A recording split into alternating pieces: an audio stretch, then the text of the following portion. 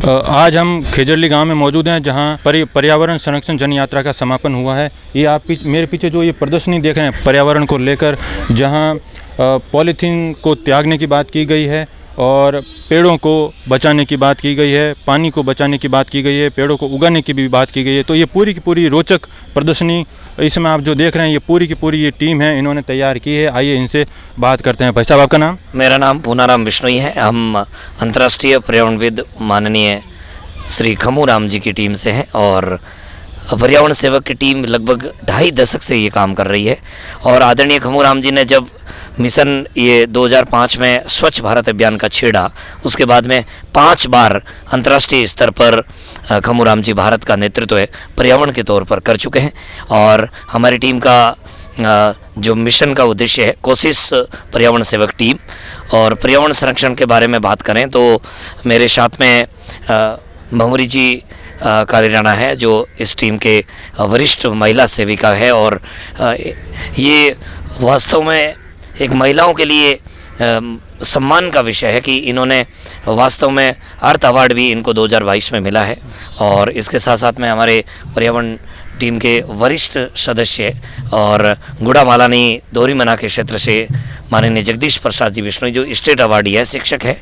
और मैं बताना चाहूँगा कि हमारी टीम के वरिष्ठ सदस्य माननीय कृष्णाराम जी मांगड़वा, जो लगभग 15 सालों से तांबे के लोटों से जलपान करवा रहे हैं। और जूठन जैसे शादी विवाह हो या कोई भी कार्यक्रम हो जहाँ भोजन की व्यवस्था होती है, तो लोग जूठा ज़्यादा छोड़ते हैं। उस मिशन में भी हम लोगों से निवेदन कर रहे हैं कि खाओ चाहे मण, जूठा नहीं छोड़ो कण। ये मुहिम लगातार हम चला रहे हैं। और आज खेजरली की इस पावन भूमि पर हमने सुबह से, मैं तो थोड़ा लेट आया, लेकिन हमारी टीम लगभग 6 बजे से यहाँ, और इतनी सुंदर भव्य और दिव्य प्रदर्शनी लगाई। तो आगे निवेदन करूंगा कि हमारे साथ में जगदीश जी अपने विचार रखें। भाई साहब, ये जो पर्यावरण की गतिविधि है, आज के समय में हम सब रोज़गार की बात करते हैं, महंगाई की बात करते हैं, लेकिन पर्यावरण की बात बहुत कम जगहों पे होती है।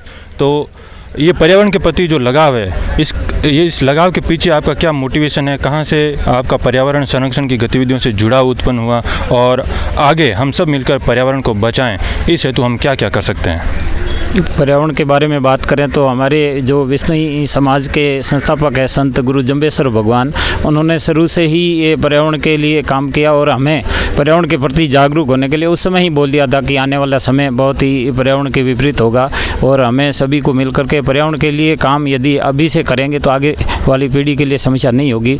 तो उसी प्रेरणा को हम आगे बढ़ाते हुए हम सेवा के रूप में, ये हमारी एक सेवक टीम है, कोशिश पर्यावरण सेवक टीम है, जो पिछले कई सालों से सेवा दे रही है। उसी सेवा को आगे बढ़ाते हुए आज हम खेजरली धाम, जहाँ पर्यावरण जन चेतना यात्रा का समापन था, वहाँ हमारी टीम सेवा देने के लिए सुबह 6 बजे से पहुंची और पर्यावरण प्रदर्शनी लगाई। और पर्यावरण प्रदर्शनी के साथ ही हमने जो भी मेहमान पधारे हैं उनको ताम्र लोटों से जलपान कराते हुए थे, ये संकेत दिया कि भाई हमें पर्यावरण को बचाना है। तो पौधारोपण के साथ साथ हमारी जो पुरानी सभ्यता है, तांबे के लोटों का प्रयोग हो या मिट्टी के बर्तनों का प्रयोग हो, उसी प्रयोग की हमने प्रेरणा को आगे बढ़ाते हुए आज पूरे दिन मेहमानों को ताम्र लोटों से जलपान करवाया। और इसी मुहिम को आगे बढ़ाते हुए हम आगे भी सेवा देते रहेंगे। तो जैसा कि आपने सुना, हमारी पुरानी जो परंपराएं हैं, जहां एक समय तांबे के लोटे का उपयोग करके हम जलपान करते थे या आगंतुकों को जलपान कराते थे, तो वही पुरानी परंपरा को इस यात्रा के द्वारा पुनर्जीवित करने की कोशिश हो रही है, जो हमारे पर्यावरण संरक्षण में भी बहुत बड़ी भूमिका निभाने वाली है। आप एक महिला के तौर पर इस यात्रा से जुड़ी हैं, पर्यावरण संरक्षण की गतिविधियों से जुड़ी हैं, तो पर्यावरण के प्रति आपका जो रुझान है, इसका क्या मोटिवेशन है? इसमें मैं यही कहूँगी कि हमारा जो सामाजिकरण होता है वो इस हिसाब से होता है कि हमें मतलब जैसे जैसे बड़े होते हैं ना, तो हमें अपने आप प्रकृति से प्रेम हो जाता है। हमारे दादा दादी है, नाना नानी है, वो मतलब जो कहानियाँ सुनाते हैं वो भी प्राकृतिक कहानियाँ सुनाते हैं। भाई हमने ऐसे किया था, इतने पेड़ कम थे, पानी जैसे जो कठिनाई सुनाते हैं तो वो हमारे जहन में आ जाती है और फिर हमें भी लगता है कि नहीं, हमें भी करना चाहिए। तो जैसे जैसे आगे वाली पीढ़ी, हम भी अपने बच्चों को यही संस्कार देते आ रहे हैं। और एक अमृता देवी इन्होंने हमारे मतलब रगों में इतना जोश भर दिया कि हम वो घटना जो बार बार हमें याद आती रहती है, तो हमें लगता है नहीं हमें कुछ करना चाहिए। तो जहाँ भी पेड़ कटते हैं या पेड़ों की संख्या कम होती है वहाँ हमें मतलब बहुत घिनता होती है। पेड़ जहाँ भी पेड़ कटते हैं तो हमें अंदर ही अंदर बहुत दर्द होता है, लेकिन हम क्या कर सकते हैं क्योंकि सरकार का कानून इतना कमज़ोर है, तो उसकी वजह से हम ज़्यादा कुछ कर नहीं पाते। फिर भी हम ये संकल्प लेते हैं कि इन्होंने पेड़ काटे हैं तो चलो हम प्रयास करेंगे अगले साल 100 पेड़ ज़्यादा लगाएंगे, 50 पेड़ ज़्यादा लगाएंगे, लोगों को मोटिवेट करेंगे।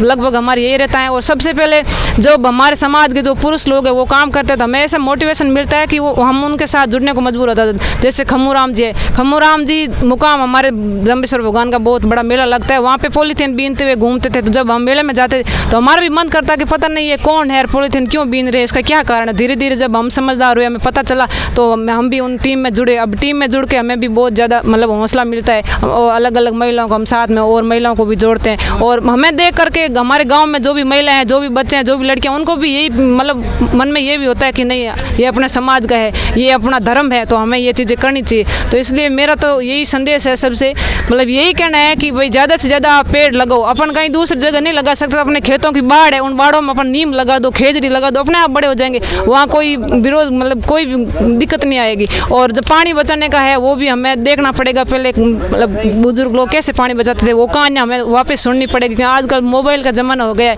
तो अपन ज़्यादा ध्यान नहीं दे पाते हैं कि भाई पुराने बुजुर्गों ने क्या क्या समस्या झेली थी। तो वो चीज़ भी अपन हम प्रयास कर रहे हैं, हमारी पूरी टीम लगी हुई है कि हम लोगों को जागरूक करें, उनको बताएं कि विष्णु समाज के बुजुर्ग लोग जो पूर्ण लोग थे उन्होंने क्या किया है और हमें भी आगे आके क्या कुछ करना चाहिए। तो इसीलिए हम सारी टीम मिलके और ये पर्यावरण का पूरा काम कर। आपने खम्बूराम जी के प्रयासों को यहाँ बताया, तो इस पूरे आंदोलन से जो आप लोगों ने शुरू किया है, अगर कोई आम जन ये वीडियो देख के जुड़ना चाहे आपसे तो कैसे, क्या कोई प्रक्रिया है इसके लिए? हाँ, इसमें यही है कि हमारा रजिस्ट्रेशन वगैरह खुली मतलब धरातल पे आओ, आप काम करो, जो भी 2 घंटे, आधा घंटा, 3 घंटा, जो भी जुड़ना चाहे। हम विष्णु समाज के मेले हैं, अलग अलग समाजों के मेले हैं, उनमें हम जाते हैं, हमारी पूरी टीम जाती है। हम कट्टे भर के पॉलीथीन उठाते हैं, फिर पॉलीथीन को सही जगह संग्रहण करते हैं। जहाँ भी अच्छे कार्यक्रम होते हैं, हमें इन्विटेशन मिलता है तो हम पानी पिलाने का काम भी करते हैं, प्रदर्शनी भी लगाते हैं। तो जिनकी भी इच्छा हो, कोई महिला जुड़नी चाहे, कोई लड़कियाँ जुड़नी चाहे या कोई पुरुष कोई भी जुड़ना चाहे हमारे साथ जुड़ सकता है, लेकिन शर्त यही है कि उनको धरातल पे काम करना पड़ेगा। भाई दिखावे की जो चीज़ें आजकल सोशल मीडिया की बहुत ज़्यादा है वो हमारे बहुत कम होती है, और हम जब धरातल पे काम करते हैं वही काम हम आगे बढ़ाते हैं। और नए सदस्य जो भी आना चाहिए उनका वेलकम है। अच्छा, इसके लिए क्या संपर्क, क्या कोई माध्यम है, संपर्क का माध्यम मैं जानना चाहूँ? खम्मूराम जी बिश्नोई के जिनके संपर्क सूत्र है 911 60 75 111, ये उनके मोबाइल नंबर है, यानी 9116075111। ये खम्मूराम जी के है। खम्मूराम जी एक राजस्थान हाईकोर्ट में एक प्रशासनिक अधिकारी है और इसके साथ साथ में ये काम देखते हैं। चाहे किसी भी तरह का कार्यक्रम हो, चाहे प्रदर्शनी हो, मेलों का काम हो, वहाँ पर पॉलीथीन मुक्त और फिर तांबे के लोटों से जलपान कराना, विशेष रूप से हमारी प्रदर्शनी लगाना, ये हमारा लक्ष्य रहता है। और आजकल हम जहाँ शादी में भी जाते हैं तो ये हमारा ट्रेंड है कि जिस किसी की शादी में जाते हैं तो वहाँ हम लोग गिफ्ट अलग अलग तरीके से देते हैं, लेकिन हम एक पौधा रूपी गिफ्ट जरूर देते हैं ताकि बनने वाला जो सफल जोड़ा है उसकी जिम्मेदारी सौंपते हैं कि भाई आप अपने जैसे जैसे वैवाहिक जीवन को आगे बढ़ा रहे हो, उसके साथ साथ में इस पौधे की भी जिम्मेदारी कि इसको भी आप बड़ा करिए, जिस तरह हम पाल पोस के।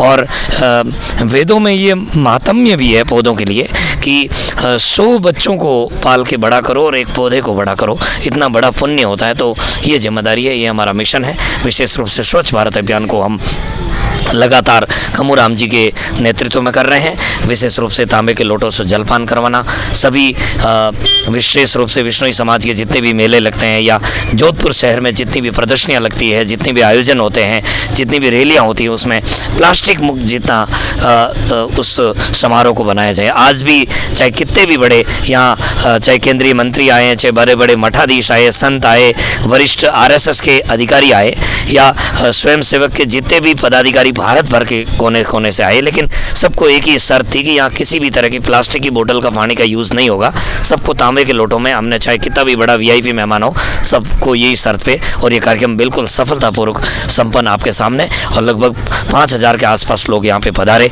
सबके भोजन प्रसादी की भी व्यवस्था और ये सुंदर प्रदर्शनी, साथ साथ में पर्यावरण संरक्षण समिति जोधपुर प्रांत के भी रही और हमारे कोशिश पर्यावरण सेवक टीम की भी प्रदर्शनी यहाँ पर आपके सामने है। ये सब हमारे इन सेवकों की मेहनत है, इन महिला शक्ति की मेहनत है, इन छोटे प्यारे बच्चों की मेहनत है, आप सब की मेहनत है। मैं धन्यवाद देना चाहूँगा आपके इंडिया तक भाई साहब और आपके पूरे प्रेस मीडिया टीम को धन्यवाद कि हमारा आपने ये संदेश आगे तक पहुँचाएंगे और लोग इससे हमारे साथ जुड़ेंगे। बहुत बहुत धन्यवाद। एक छोटा सा मेरा निवेदन है समस्त जोधपुर वासियों से कि अपना जोधपुर ज़िला बहुत बड़ा ज़िला और बहुत अच्छा ज़िला है, लेकिन उसमें थोड़ी सी गंदगी ज़्यादा फैल रही है। जहाँ भी हम घूमते हैं तो वो चीज़ बहुत दर्द होती है कि जगह जगह डस्टबिन लगे हैं, लेकिन कचरा लोग आते हैं बाहर फेंके चले जाते हैं। तो ये हमें कुछ करने के लिए हमारी भी इच्छा है और हम भी प्रशासन से भी चाहते हैं कि हमारे साथ जुड़े और हम मतलब लोगों को कैसे जागरूक करें कि आपके पास अगर आपके सामने डस्टबिन रखा हुआ पड़ा है तो आप कम से कम कचरा उसमें डाल सकते हैं। तब गायें भी आती है, कुत्ते भी, जो भी है वो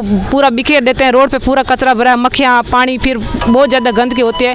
तो बस हृदय से मैं ये चाहती हूँ, जब भी देखती हूँ मुझे यही दर्द होता है कि काश अपने जोधपुर के कोई लोग समझे।